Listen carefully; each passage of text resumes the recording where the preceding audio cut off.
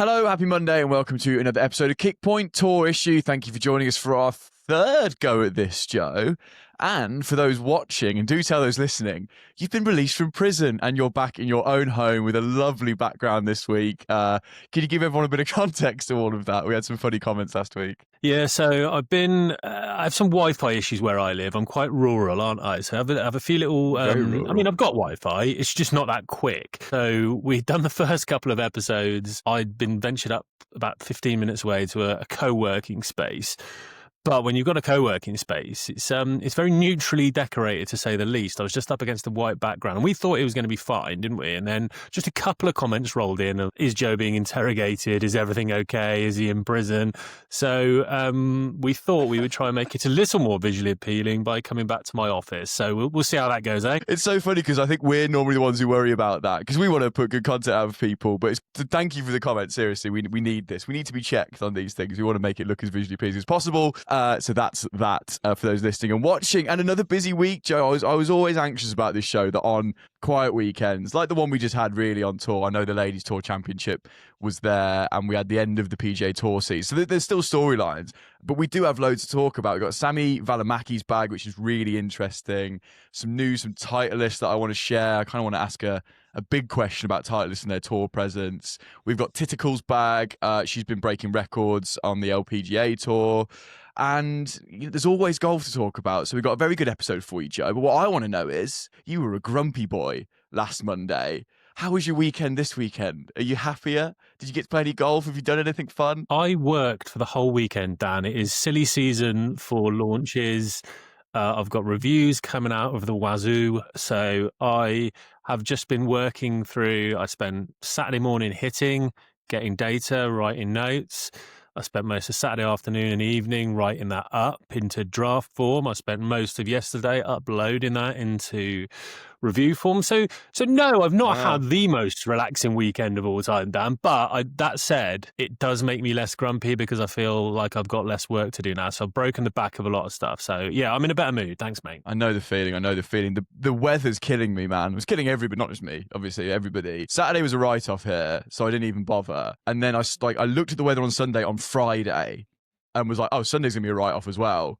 Went out for a few beers on Saturday night, didn't set an alarm for Sunday because I'm like, I'm just going to lie around in my pants again like I normally do. And then I woke up to a bunch of texts saying, who wants to play? The sun was out. It was a beautiful winter's morning. So I kind of missed out on golf for my own foolhardiness there, Joe. So I'm a bit disappointed at that. I've not swung a club for weeks. I'm supposed to be practicing and getting better and enjoying myself. And I can't get out on the course. Sad. Hey, don't worry. You just take that as a small L. We've got a lovely week away in Pinehurst coming up where we're both going to be able to, when people are socialising in the evening in our little group, I'm going to force us to go and do some chipping and putting and hit some balls. I want this to be like a boot camp for you, Dan. I want to make friends and drink Modelo, Joe. So we'll find a middle ground. Okay. We'll do a bit more on our Pinehurst trip at the end of the episode. But it must get cracking, Joe. We've been dithering for too long here. Where would you like to start? I'd like to open the floor with you because you can go on any angle on this. What's the most interesting thing from this weekend you want to talk about? I want to get a little shout out for just before this, while I was waiting for you to get out of your pants and sort your life out to start this podcast. I flicked on YouTube and I found a new lad I like, a golf lad. His name's Jack Drury. Right. He's like an elite amateur in the UK. He does a lot of his videos around like I played the British Amateur. These are my practice days. This was the tournament. And he's just, number one, he seems like a really nice lad. And number two, he does all of the stuff that I wish I'd have done when I was his age. I think I had ability. But this kid he's a pro already. Like he's working on his fitness. He's doing skills tests. His practice is structured. He speaks well. He's calm. He's super professional. Everything you want to be. Correct. He's absolutely everything I wanted and needed to be and just didn't have the discipline to do. And he swings it unbelievable. Now, I've seen a lot of players. I've played with a number of major champions. This kid's a baller. Watch out for him. Go and follow Jack Drury. And we can make him like if we get in early enough, could he not be like a symbol of the podcast where like we're sort of linked somehow? I'll reach out to him. Is he? Let's do it. So yeah, let's reach out. I feel like we're courting him. This is a call out. We're courting you to come on, and we'll do something. Maybe I don't know. Is he a smaller creator than us? Should we both get on each other's backs and help each other? What are we trying to do with this young man? Is he young? I don't know. How old is he? I don't know. You were just in your pants, and I was watching him. I thought he was really good. So I'm just brainstorming on the go here. Just go and watch him. We'll brainstorm that, and we'll reach out. We'll see if we can do something. Okay, I reckon well, it'd be really go. good. There's a nice shout out. Yeah, there we go. Something like that. It's a good shout out for a Monday morning. I don't want to be, I think I've got one of the best jobs in the world. However, when I sit and watch the NFL till about 2:30 in the morning on a Sunday, and then have to record this, which is new for me, I realise I've not shaved. I've worn the same jumper 3 weeks in a row now for this show. Changed the cap. I've not showered. My bed's unmade right next to me. But it's all for the hashtag content, isn't it, Joe? To the tour stuff, please. I'm going to start you then. Valimaki, please. Flying the flag for Finland. I feel like he's been due a win. He's finished somewhere in the mid-50s on the rankings this year after his win yesterday. Didn't know anything about his bag till I had a little peek in it this morning while I was in my pants, Joe. And where do you want to start? I'd like to start with his 2-ball putter with a Sharpie line that's faded through it. That's good content. Could we not start with the joke that was on TalkSport that one time where the guy rang up and said, Sami Valimaki, Finnish? You go, he's not Finnish, he's only 28. We could start there, but more importantly, let's get on to his equipment. Yeah, I think, there's a couple of things to note.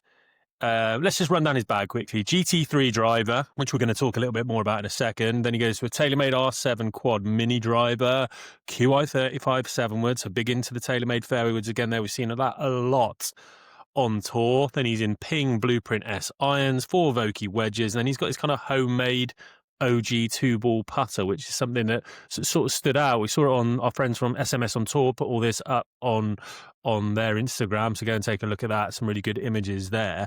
But yeah, his homemade 2-ball, I say homemade, it's been made by Odyssey, but he's just, you can see with his black Sharpie, he's put the line on now. It's started to fade, and for someone like me, that freaks me right out. Like I want everything to be bang on, clear, fresh. Look, and it's half of it's worn away, but it just reminded me of kind of Tommy Fleetwood's putting. Remember we saw that out in the Kingdom of California, where we saw the actual sort of milled, they'd perfectly put the lines in neatly on the top of his Spider putter and are about to send it out, and he's just persevered with the one where they just drew it on and they're all a bit wonky.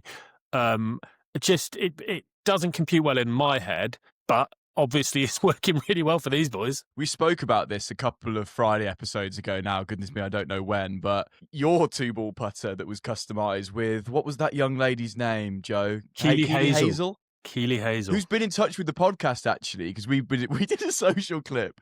For those who don't know, Joe customised his 2-ball putter back in the day with a laminated picture of Johnny Knoxville and Keely Hazel covering the 2 circles, balls on the back of the head. We clipped it up and she got in touch on Instagram, which was nice, Joe. Sort of 20-year-old, 18-year-old you must have been beside himself that day. Freaking out, but God bless her. So really cool to see that. I'm agreed with you. I love seeing Tour Pros equipment when it's got a little bit of what should we call it? Homemade sauce. It's not tour sauce. It's like something that the player's directly done to the club, whether that be lead tape, even though that might be guided by someone on the van, but a pencil, a pen marking, something like that. I love seeing that sort of stuff, Joe. It is interesting. It takes me back to my youth because it feels like the kind of stuff. It's fun that they do it because it feels like the kind of stuff just a junior does. Like that was the stuff I did to all my clubs when I was a junior at the golf club, and I wanted a different alignment aid, and I would just scribble it on, or I want to change this. But these guys have access to all of the tour vans, all the major manufacturers. You'd think they'd just let them get on with it themselves, but it does always make me chuckle when they do it themselves, and yeah, I like it. GT3 driver in the bag, Joe, and that's had an unbelievable take up, hasn't it, on tour? We're going to come on to Titleist in a little minute and look at their 2025 for some data they've sent us. But talk to me about that driver and why you think it's been so popular so far. Yeah, we sort of onto it quite quick when we went to Live UK event, and it was I think it was possibly pre-release at that point, and it was cropping up in a few of the bags that we saw. Particularly Patrick Reed was talking about it sort of very effusively.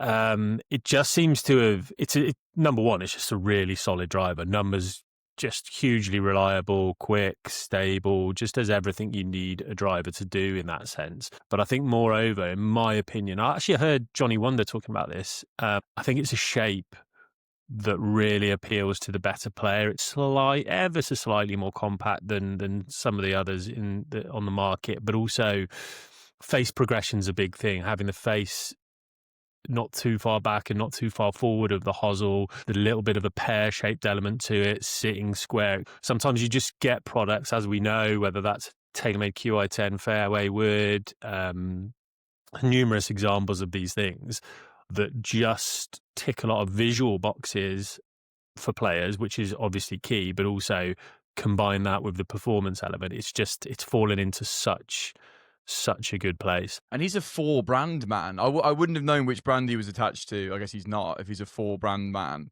So we've got Odyssey, Vokey wedges, so Titleist driver, ping irons. What were the fairway woods again? No, I already know the answer to that. It's TaylorMade, isn't it? And actually, spit on that, I rewatched your Asian Rietveld interview that came out 2 Fridays episodes ago, the sort of unearthed one we found that we did. And you spoke in a little more detail with him about how popular those TaylorMade, why he thinks those TaylorMade fairways have been so popular. And he's right, man. There's just like, he confidently said in this interview, basically, we are number one, players love us, our fairways are the best. This is more validation for that, isn't it? Yeah, 100%. I mean, I've played with a couple of tour players over the last couple of years, both in TaylorMade fairway wood products. Richard Mansell was one of those. He just said, we just look around, players look around and see who's using what well, and they copy it and they try it and they realize there's something in it. It's like they're all guided by one another. So these things tend to build momentum on tour. Once 2 or 3 people, you play a practice round with someone, he's hit a shot that you didn't think you could pull off. Oh, hang on, what you got there, mate? Right in the tour about afterwards. Let's have that built up and we're good to go. So, yeah, it made me... that Adrian, if we're going on back onto Adrian one, I listened to that as well. It made me really I want to get back into the old bonded hosel 3-wood game, Dan. I've been looking at it in a lot of my 3-wood. I know this is niche. A lot of my 3-woods and fairway woods, and just seeing the slightly fatter hosel section where the connectors and the adapters have to go. And I actually I tell you what I put down next to it as I was tidying up my garage. It was Wilson Dynapower 3-wood, bonded hosel. And I just popped it down. It just looked brilliant. It's a lovely looking head to start with, but just having that slightly thinner hosel was something that I really enjoyed. So I'm going to be scouring my garage and possibly eBay later. But that's an aside. That's not really got any relevance to this podcast. Gosh, we're niche, aren't we? This is niche. Thanks for enjoying this content because it gives us a space to talk about this. You don't even play a 3-wood at the minute. Where's that going to squeeze in? What, you didn't drop out for that? Well, I've got my eye on a new product that's coming out that has been very popular with certain players on tour already. That will probably come as an adjustable hosel 3-wood, but I'm looking to try and pull some strings, get someone to grab me one off the tour van in a non-adjustable sleeve and bend it strong to fill the gap of my mini driver. So watch this space. It will very likely be a big fat no, but I'm certainly going to try. Well, you're trying now. You're trying to court them now, aren't you? Like your man on YouTube. You just sort of drop people's names into comments and you go, hey, check out the episode. There was no name. Talking about you guys. There was no names. I was very careful there, Dan. No, very careful. Well done. Before we digress, there was a brilliant segue there. We talked about how players are looking at each other's bags. To what I want to come on and talk about with Titleist and counts on tour, right? And who's playing the most clubs, right? So Titleist sent us... a lot of people, as a press release about their 24-5 season on the DP World Tour and their coverage of their clubs. I'm going to read out a couple of the headlines, Joe. Just to interlude, when you're talking about counts, you're talking about club counts and how many people are playing what clubs in the bag. You're not talking about Count Dracula's not got his tour card or anything. I just wanted to clarify that for the people listening. How many vampires were on tour 24-25? Titleist came out with a great press release saying there are secretly 4 vampires on tour. Thank you, Joe, for clarifying that. Anyway, 76% of fields opted to trust a Titleist golf ball model this season, which is more than 8 times the amount of the nearest competitor. Over 41% of players opted to tee it up with a Titleist driver model during the year, which was a 4% year-over-year increase for Titleist. Obviously, we had T-Series launches this year. We had a few winners there for Titleist. And with Vokey, Joe, I'm sorry, I'm looking over here and reading.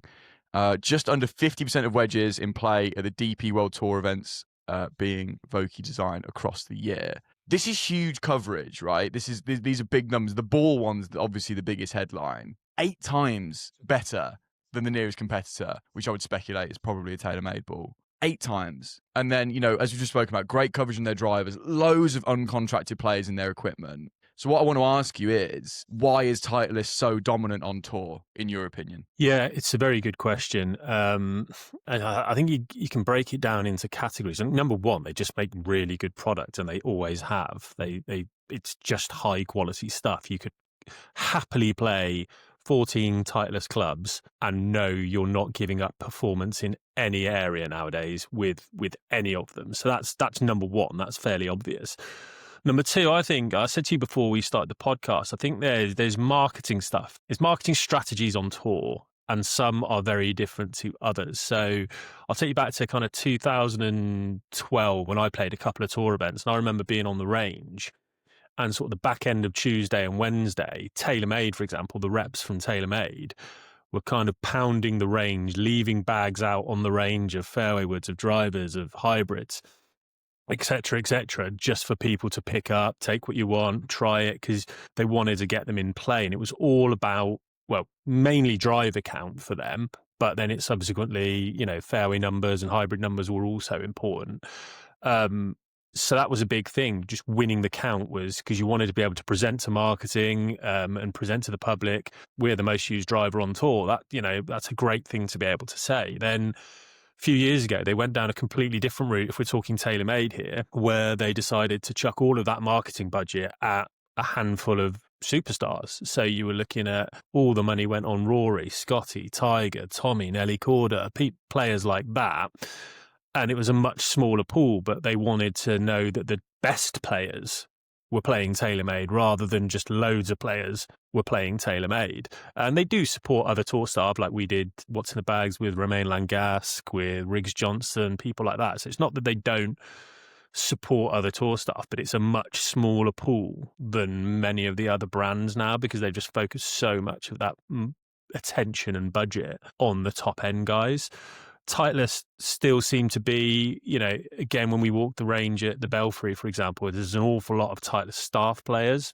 So it's not like they're playing it because they have to, but Titleist's sort of marketing strategy on tour seems to be spread a bit wider. Let's win the counts. Let's make sure we're the number one driver in play. They're always, for as long as I can remember, have been the number one ball, and that's likely to continue for a huge period of time. But yeah, the rest of the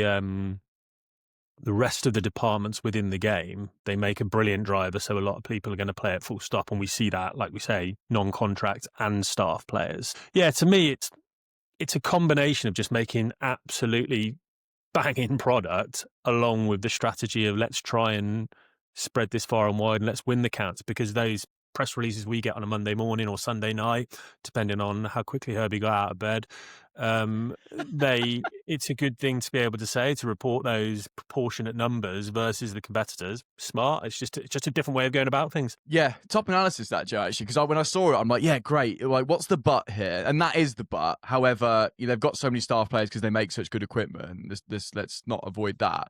But for those listening and watching, yeah, there has been a big pivot in the way that these big brands operate on tour, and the reason TaylorMade don't win counts. And now every time I say count, all I can think of is a vampire and Dracula. All I can think of is because they changed their marketing strategy. So that's really interesting. But nonetheless, and I might do this one if I've got a quiet week.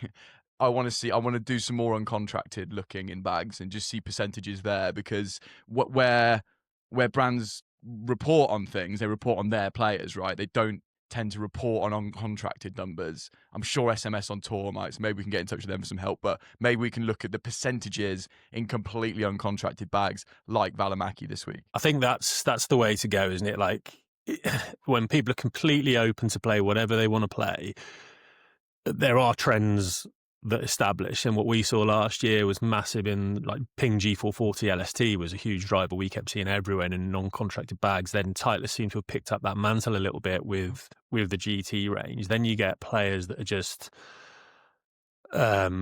nipping about all over the place, non-contracted guys that just get freedom and that they've not had for a number of years, like an Adam Scott, like a Justin Rose, and they just can't cope. Their brains explode and they try absolutely everything. And then you get some other players like obviously your Brysons, Jason Day of late, going off the wall, trying some things that would be deemed very unorthodox. So curved face irons that Jason Day's been trying from Avoda Golf.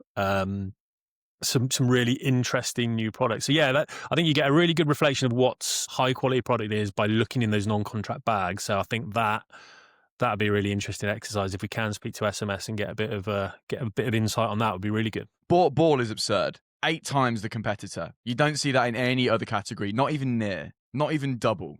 Like driver, the next competitors, they're often within 5 to 10 percentage points of each other. 8 times is absurd for Titleist balls to have that kind of coverage. That ball's now been around for 25 years. We'll be seeing a new one in January. I can say that because we know they come every 2 years, and the last one was 2 Januaries ago. Just a comment for that, Joe, because like that kind of dominance for a product is so worth looking at. That all the best players in the world who are trying to earn money and make a living. And what do? They hit a white ball around. Which white ball do they? Could be yellow. Which ball do they choose, Joe? It's a Titleist ball, 8 times the amount. I mean, a comment on that, but can you ever see that being usurped? Like TaylorMade and Callaway do work really hard. Strixon work really hard on their ball. That's such dominance. I can't see that collapsing. I concur. What's the right way of putting this? I think the gap's closed a little bit. There was a time when if you were playing on tour, it was Tour Bellata or the professional. Subsequently after that. And then early Pro V1, then your Callaways, your TaylorMades, your Strixons have put a lot of effort and time and money in to try and bridge that gap. It's not quite happened at the rate that maybe they would hope for, but there is some turnaround in that stuff. I'm talking from my point of view. From a playing point of view, there's so much to think about with your golf swing, your fitness, your clubs, etc. That ball has always been really low. I'm probably not a great person to chat to on this. Ball has always been a little bit low down. You're not a golf ball man, are you? You see that as a little round white. We're going to try and drill that out of you next year, I think. Because we both want to learn more about golf ball, right? That's like a blank spot in your knowledge. Yeah, don't get me wrong. I don't think it's trivial. I think it's absolutely crucial. I can see the differences, but I don't know. Maybe it's going back to that sort of laziness I was talking about when I was younger, and I think I've still got that. Whereby, if I pick up a ball that's if I go and play a tournament and the ball that spins a couple of hundred revs less, then I notice that within a few shots and it's sort of factored in. So, but I just think there's equity and there's trust and there's credibility when you see the name that's been there for years, and again, they do a great marketing. And it's not marketing; it's just factual. You see their factory tours, you see the prototyping process, you see a lot of their YouTube stuff is a chap out on tour going back and forth with Justin Thomas and prototyping this and prototyping that. It's just massive for them. If you're not someone who's going to take the time and take 2 days out your schedule and take all the new golf balls out, because golf balls not just something, driver you can just smack and you can see the numbers, see how it looks and go, yeah, I like that.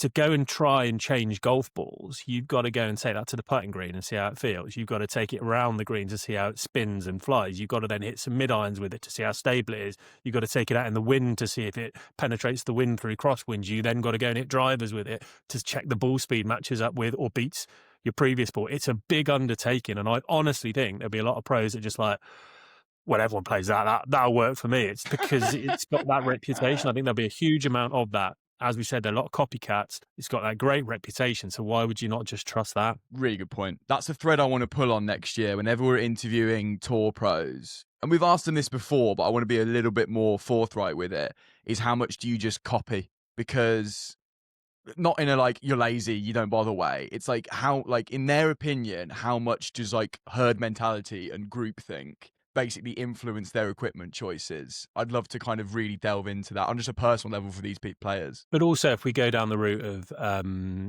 talking about how many Titleist staff players there are and there have been, well, inevitably they're going to play a Titleist ball. Whether that's contractual or not, you're not going to become. I can't imagine there's a Titleist tour staff player in the world that doesn't play the ball, whereas there's a number of other staff players for other companies, like Scheffler, for example, is a TaylorMade guy but plays a Titleist ball.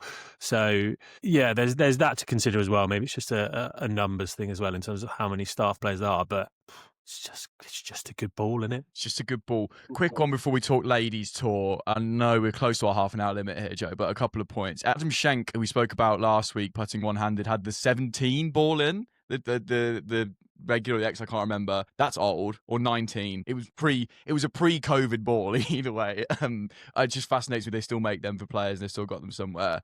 Secondly, great interview clip came out here. Maybe I'll link it in the description. It came from the press conference about how much of a chopper and changer he is, Joe. I'd love to get him on the podcast one day because he said something. Oh, sorry, this is so vague. You might be able to enlighten us more about how he thinks about equipment.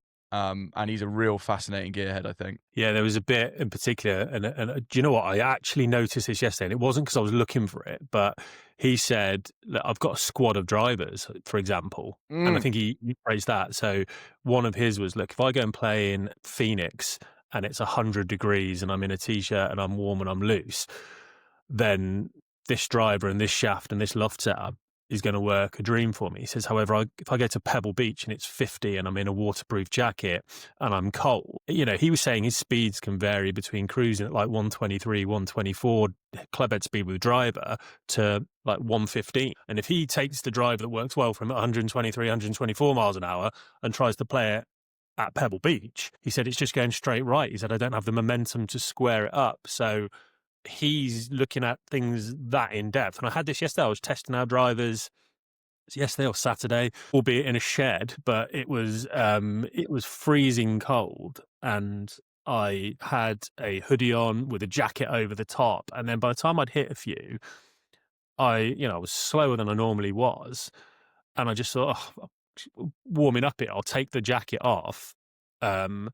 And I immediately jumped up 3 miles an hour. It wasn't a particularly hefty jacket, but immediately without feeling like it wasn't like I was wearing a big trench coat. You're like the Michelin man. You can't move your arms. No, and I just removing a layer. And yeah, sure, I'd warmed up as well by hitting a few shots. There was obviously some of that in, but it was a noticeable jump between just one layer of clothing. So the fact that we talk about this and like getting driver shafts dialed in and spin and launch and all that kind of stuff. And like, if he is noticing 7-8 miles an hour difference in his clubhead speed, then how are you expecting a driver to work that well? I thought it was an interesting insight. Great insight from him. And I'd love to hear that tour players have got a squad. I like the idea of like a 20-man. It's like a Premier League team. What do they take? 18 to a match, 11 will play. You got 5 subs. You might, a little 20 squad of clubs for the Tour Pros, maybe, Joe? I don't know how many they have. Yeah, get yourself thinking, son, you're going to be playing today. Yeah. Get warm. Go get the driver warm. Right, we need to wrap up shortly, but first, we've got to go head over to the LPGA Tour, Joe. Couple of things. Records broken. Thitikul winning. The Tour Championship out there. Looking at, we'll come on to her bag as well because she's got one of our favourite clubs in there, the 21 Apex UW. So, firstly, tell me about that record that she broke. I think it was a scoring average. And then, more broadly on women's equipment, that we should do more to focus on because for you and me watching and listening, maybe less so you, Joe, because you do swing it at 120. But for me, he swings it at 100 with my driver. And for you, probably watching and listening around that number, I'm guessing. These are the bags to look at and really take note of because we can discern more from the ladies' bags than we can looking on tour. It's interesting to look at the men's tour, but it doesn't compare to the majority. So 2 points for you to go off on there, Joe. Yeah, well, just as a bit of prep for you, you can get Jeeno's bag up so we know what she's playing because all of my Wi-Fi is being taken up trying to take this call. So you can't even load it. you're gonna have to get that up. But yeah, unbelievable year, unbelievable player. So she won the Rolex Player of the Year. She wrapped that up. She's 26 under par at the Tour Championship, by the way, 26 under par, and she also won what they call the VAR Trophy, which is like a season-long scoring average trophy. So it's an award for the lowest scoring average of the year. And get your head around this, Dan, 68.681. So her average score, she's averaging basically 68.5 every time she goes out. And that actually... That's crazy golf. It's good, isn't it? And that actually is the lowest scoring average since she now holds the record for the lowest season scoring average. That stood since 2002. One of my favourite players, Annika Sorenstam, had that before at 68.696. And I think it actually came down to the last hole. I think she birdied the last hole. She already won the scoring average for the year for the tour, but I think the last birdie nipped her underneath Sorenstam's. Clutch. So to think of that for an entire season, one last hole, one last birdie, gets you the scoring average record. But yeah, incredible player and doing some great stuff. Talk to me about the bag, Daniel. Well, I feel really bad, but I'm going to credit golf.com because they do good things, Okay. Joe, and they've done a really interesting piece on her bag that I read just now. Here's one for you. Her driver and 3-wood swing weights, Joe, clock in at C4.4 and C6 respectively. Right. You're going to have to help me out on that a little bit. I'm still learning swing weight. Yeah, so before you move on from that, I had a load of comments on a YouTube video I did the other day where I was sort of checking down shaft lengths, different driver shaft lengths to see how that affected swing speed, ball speed, whatever else. And there was a few comments in the comment section, obviously, saying, well, you're not factoring in what that's doing to the swing weight and so on and so forth. And I responded and said, yeah, I didn't want to change swing weight because I didn't want to change the head weight because I felt that was more appropriate. But what I'm seeing more and more and more, and few people will disagree with this, is I'm seeing less. Am I seeing less relevance? It's swing weight is a measure of the balance, where that weight is distributed in the club. You can have an incredibly light overall club, but with a heavy swing weight if most of the weight is down at the head end and vice versa. Whereas someone like Bryson, for example, has a massively heavy golf club in terms of head weight, shaft weight, grip weight. But because the grip's so heavy, it's got a really light swing weight, so the balance is quite high up the shaft. So that doesn't necessarily mean she's got really light clubs here. It could do, but it could mean she just does not like the feel of excessive head weight down the bottom end. They might be taking weights out of the head. She might have a particularly heavy grip. Who knows? So yeah, it's just about finding that balance point. But that is, I mean, it's a quite a light balance point, certainly between C4 and C8, if that's what it was. Does height come into it, Joe? Because she's 5'4", which is a little smaller than the average on tour. Does that affect swing weight at all, or contribute to the factor? Only if your length changes. You're not. So, for example, I had some irons come through from a Voda the other day. Do you remember when we had that thing at Ping where James Lee did me a static fitting with the wrist to floor measurement? Tiny arms. Yeah, because I'm tall with tiny little T-Rex arms. He's like, you should really, according to our chart, be an inch and a half longer than standard. And I was only half an inch. So then I've ordered some longer clubs from a Voda. Look great, spritz to play them. But because they're half to 3/4 of an inch longer than I played before, the swing weight's gone up to D9. And that's fine. I can hit them great and they look great. But then I had a session where I was hitting them, thought, brilliant, they're going to go in. And then I pulled out my 3-wood to hit some shots afterwards, and it just felt like a stick of linguine because that's at D2. So sometimes I think swing weight isn't that important so long as it's constant. Because that was my concern, is going to hit a few irons and then I just don't know where the head is on the 3-wood. It took me 4 or 5 shots to kind of find the balance of that again. So it's such a subjective topic. Some people don't care about it at all. We've spoken about Mike Taylor at Artisan. He thinks it's just a result of the components that you use, and that's by the by, and total weight is more important. So there's a load of factors. It's very ambiguous, but yeah, the experimentation is the only way there, Daniel. It's a great segue into what we're going to be covering on Friday, Joe, because on Friday you get your new digital, not new, but you brought it to the studio, your digital swing weight machine out, and we do some swing weighting live, and we show just how small amount of weight can affect the swing weight reading number. So something to look out for. Elsewhere in Titikul's bag, try hot square to square. That's that putter's first win on tour. I'm going to believe there can't be one before that. I don't know. She's in the number 7. So that's interesting to see. That's had a bit of take up. It's great, that, by the way. I got sent one of those from Callaway. I've got it in the garage, been rolling some putts with it, and it just feels, because they've got that shaft back nearer the face rather than a centimetre further back where the old square to squares were. It feels like you're just using a centre shafted putter, really, rather than one of the zero torque ones. So they've reduced shaft lean. It sits absolutely brilliant, that putter. Yeah, I've heard a lot of good things about that, just anecdotally from people who have got one already, and I suspect a lot of manufacturers might follow suit by moving that shaft a lot further forward. I was about to say friend of the show. Favourite of the show, the 21 Apex UW. I can't call it a friend of the show as well. She's got that in the bag. And after raving about Titleist balls, she won with a Callaway Chrome Tour X ball, but she would, because she's a Callaway staffer, so I wouldn't read too much into that. Likewise with some of the Titleist players. I will put the golf.com article in the description for you to read, because I feel really bad just taking their work, but good for golf.com. and the fully equipped lads. They know what they're doing. That's it, Joe. We've gone well over our half an hour limit. We're touching 40 minutes. Have you got more to say? Can I just give you 2 minutes? Or do you want to wrap up? Right, come on. No, you can't leave people on that. Right, I just wanted to take a note. So this, the whole DP World Tour thing where the top 10 get their PGA Tour card and move on, right? Yeah. Also, don't worry. You don't have to talk at a million mile an hour. Don't worry.